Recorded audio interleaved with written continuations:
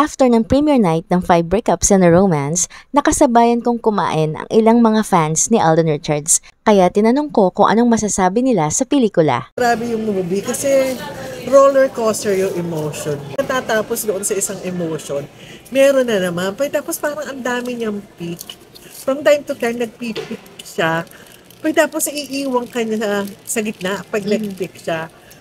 Mabigat siya sa dibdib. Kahit mabigat siya, siguro 100 times papanoorin ko para siya and ire-recommend ko talaga siya na panoorin nyo kasi it was really a different story. Kamusta pong acting ni Alden Richards dito? Ay, the best. Alden Richards is Alden Richards. Pero ngayon, kasi si Alden parang every time na may ginagawa siyang project, he's getting better and better. Hindi siya naka-flattoo, wala siya sa bali.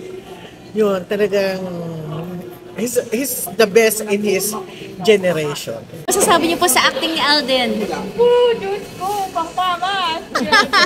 Hakot Awards! Hakot Awards. How about kay Julia Montes Pareho naman? sila, ang galing ng kanilang na Combination. Parang totoong-totoo. It's a different approach to telling a love story. Bale, yung kung paano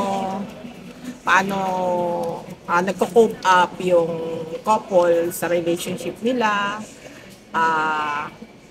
pati yung relationship sa mga family, sa nangyayari sa paligid na nakaka-affect sa kanilang. Ang ganda na cinematography. At ang ganda nilang dalawa. Ang ganda nila sa screen. Sana may kasunod pa. Mare-recommend niyo po ba ito sa mga... Ay, oo naman. Siyempre, talagang grabe ang acting. Parang totoong-totoo. Gusto mong pumunta doon sa loob. Sumali sa kanila. Just watch 5 Breakups. Magandang movie.